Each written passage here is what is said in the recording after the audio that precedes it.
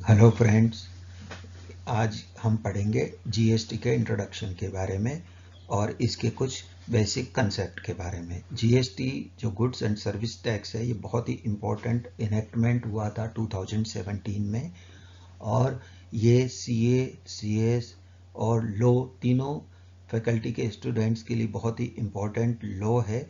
तो हम इसे बहुत डिटेल में पढ़ेंगे और बहुत ही इजी लैंग्वेज में मैं कोशिश करूँगा इसे आपको पूरा कवर करके समझाने की। तो सबसे पहले हम देखते हैं कि बैकग्राउंड क्या है, ये किस तरीके से इंट्रोड्यूस हुआ। तो ईयर 2000 में अटल बिहारी वाजपेयी जी जो ऑनेबल प्राइम मिनिस्टर थे हमारे, उन्होंने एक कमेटी बनाई कि जीएसटी मॉडल डिजाइन किया जाए फॉर दिस कंट्री। फिर 2004 में उन्होंने स्ट्रांगली सेंट्रल गवर्नमेंट ने रिकमेंड किया कि एक फुल्ली इंटीग्रेटेड जीएसटी बनाया जाए। और फिर उसके बाद 2006 में जो finance minister mister P Chidambaram थे, उन्होंने जो यूनियन बजट पेश किया था तब अनाउंस किया था कि GST will be introduced from 1 अप्रैल 2010। तो 2006 में हालांकि उन्होंने आगे 4 साल के लिए इसे डेफर करने का एक तरीका निकाल दिया था, बट यूनियन बजट में फिर भी उन्होंने इसको कहीं न कहीं इसका जिक्र किया और ये कहा कि 1 अप्रैल 2010 से हम जीएसटी को इंट्रोड्यूस करेंगे। पर 2007 से लेके 2013 तक कुछ भी इसके बारे में इम्प्लीमेंटेशन को लेकर जीएसटी के nothing has happened. But in 2014 19 दिसंबर 2014 को जब श्री नरेंद्र मोदी जी हमारे प्राइम मिनिस्टर बने तो जीएसटी बिल वाज इंट्रोड्यूस्ड। फिर 6 मई 2015 को लोकसभा में इस बिल को पास कर दिया गया। 3 अगस्त 2015 को राज्यसभा ने भी पास कर दिया।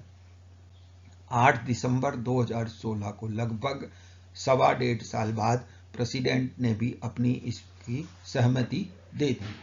तो इस तरीके से ये बिल इंट्रोड्यूस हुआ। बिल दोनों हाउस में पास हो गया, प्रेसिडेंट ने अपनी असेंट दे दी।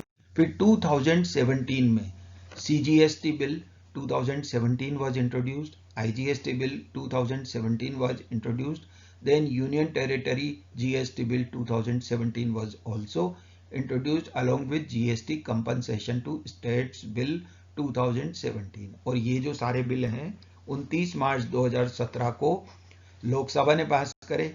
12 अप्रैल 2017 को प्रेसिडेंट ने अपनी असेंट दी और इस तरीके से ये बिल वर इनेक्टेड। तो जो इन्फोर्समेंट है जीएसटी का, अगर हम ये देखेंगे तो enforcement of GST were followed by the enactment of state GST law by various state legislature. क्योंकि सेंट्रल गवर्नमेंट ने तो ये जीएसटी बिल पास कर दी है, लेकिन जब तक स्टेट्स अगर इसको नहीं मानेंगे तब तक ये इंट्रोड्यूस नहीं हो सकता था। क्योंकि ये बिल अपने आप में इस तरीके से था कि जो पहले सैनवेट और सेंट्रल एक्साइज और वेट पहले से एप्लीकेबल था, लेकिन स्टेट और सेंटर के बीच में कोई रिकंसिलेशन और सिंक्रोनाइजेशन नहीं था। लेकिन अब जो जीएसटी बिल आने वाला था उसके लिए स्टेट और सेंटर दोनों को मिलकर एक्सरसाइज करनी थी। तो 30 जून 2017 को सारे स्टेट्स और यूनियन टेरिटरीज ने भी अपने अपने एसजीएसटी और यूटीजीएसटी एक्ट पास कर लिए थे।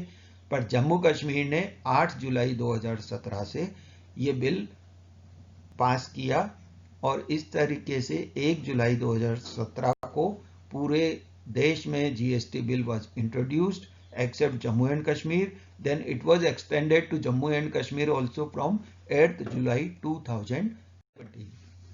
अब ये कंसेप्ट क्या है इसका जीएसटी का, ये हम देखते हैं। तो it is also a kind of value added tax. तो जीएसटी भी क्या है भाई, वैल्यू एडेड टैक्स। ये कि मान लीजिए 1,000 रुपये का बिल दिया, 18% जीएसटी लगी, तो उसके ऊपर 180 रुपए की जो जीएसटी लगी है तो 1,180 रुपये वैल्यू एडेड टैक्स हो गया। फिर आगे वो रिटेलर को जाता है, जैसे मैन्युफैक्चरर ने 1,000 के ऊपर जो जीएसटी लगाई 18%।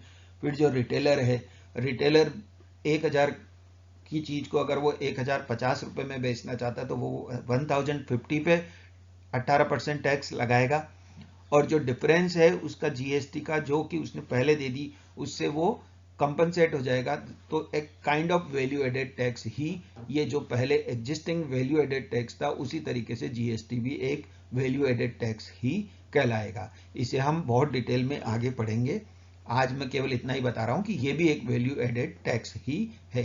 Continuous chain of tax credits, जैसा मैं बता रहा हूं कि उनको इनपुट टैक्स क्रेडिट जो आगे पूरे चेन तक मिलेगी एक्सेप्ट फाइनल कंज्यूमर।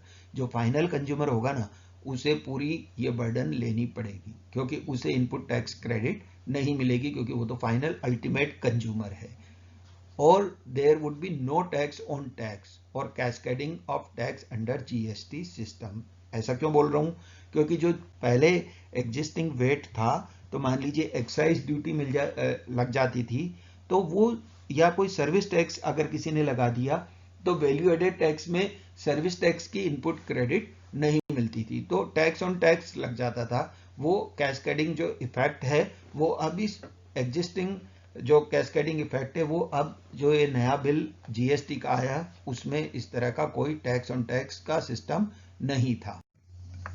अब हम ये देखें कि जीएसटी लाने की जरूरत क्या थी। तो क्योंकि there were some deficiencies in the existing VAT system, तो उसकी वजह से क्या था कि जैसे जो इवन वेट वाज इंट्रोड्यूस्ड, पर इसका एप्लीकेशन जो था वो हमेशा टुकड़ों में ही होता रहा, और जो सैनवेट यानी सेंट्रल एक्साइज जो सेंट्रल लेवल पे थी और वेट जो स्टेट लेवल पे था, उनमें हमेशा एक कंफ्यूजन बना रहा।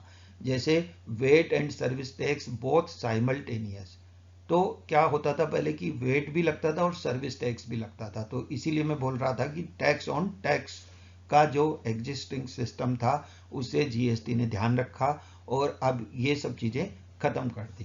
पहले क्या होता था कि जो इनडायरेक्ट टैक्स रिजीम में goods were manufactured and sold, और उसके ऊपर सेंट्रल एक्साइज ड्यूटी भी लगती थी और स्टेट वेट भी लगता था, जो जीएसटी में अब नहीं लगा करेगा। जीएसटी में इस तरीके से नहीं लगेगी। अब तीसरी बात थी कि जो सेट ऑफ था वो पॉसिबल नहीं था सैनवेट और स्टेट वेट में, जबकि दोनों ही एक तरह से वैल्यू एडेड टैक्स थे, पर एक सेंट्रल का था और एक स्टेट का था, और उन दोनों के बीच में कोई भी सेट ऑफ प्रोविजंस एग्जिस्ट नहीं करते थे। और चौथी बात आती थी कि मल्टीपल टैक्सेज मल्टीपल फॉर्म में लिए जाते थे फॉर ए सिंगल ट्रांजेक्शन। जैसे लग्जरी टैक्स अलग लिया जाता था, एंटरटेनमेंट टैक्स अलग लिया जाता था। और अगर हम बात करें तो सर्विस टैक्स जो है ये किसी भी कंट्री में फास्टेस्ट ग्रोइंग सर्विस टैक्स का, इसका इकोनॉमी में सबसे ज्यादा पार्ट सर्विस टैक्स का आने लगा है। पर फिर भी service tax was excluded from the tax base of the state, क्योंकि सर्विस टैक्स की जो भी कंट्रोल था वो सेंट्रल के पास था, जबकि states were not included in the they were not given the proper share in the collection of the service tax।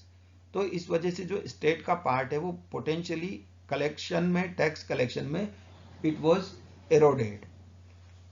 और छठी बात है कि सीएसटी वाज नॉट वेटेबल। जैसे सेंट्रल सेल्स टैक्स अगर जैसे 2% सीएसटी लगता था, तो वो किसी भी वेट वैल्यू एडेड टैक्स जो स्टेट का था उसमें वो सेट ऑफ कभी भी नहीं होता था। तो इस वजह से हम कह सकते हैं कि central sale tax was not wettable. हो सकता है ये टेक्निकल टर्मिनोलॉजी लग रही हो आज अभी आपको, पर मैं इसको आगे ढंग से समझाऊंगा। कि जैसे सेंट्रल सेल टैक्स में मान लीजिए कि कोई प्रोडक्ट है वो दिल्ली में बना और राजस्थान में आया, तो उसके ऊपर सीएसटी लगता था, और सीएसटी लगने के बाद जब वो राजस्थान में ही सेल होता था, तो उसके ऊपर वैल्यू एडेड टैक्स वेट लगता था, लेकिन वो वेट सीएसटी से सेट ऑफ नहीं होता था। तो CST was never VAT. Thank you very much. मैं आके आपको और डिटेल में बताऊंगा दोस्तों। अगर आपको मेरा ये वीडियो पसंद आया हो तो इसे प्लीज सब्सक्राइब करिए, और ये जो बेल आइकन है ना, इसे प्रेस करिए, जिससे कि जितने भी अपडेट है वो आपको हमेशा मिलते रहेंगे। हम सारे लॉज, बहुत सारे लॉज हैं ये यहाँ पे पढ़ेंगे। सीएस एग्जीक्यूटिव, सीए, सीएस और लॉ के स्टूडेंट्स के लिए मैं बहुत सारे लॉ लेके आया हूँ इस चैनल पे। तो please subscribe and press the bell icon also. Thank you.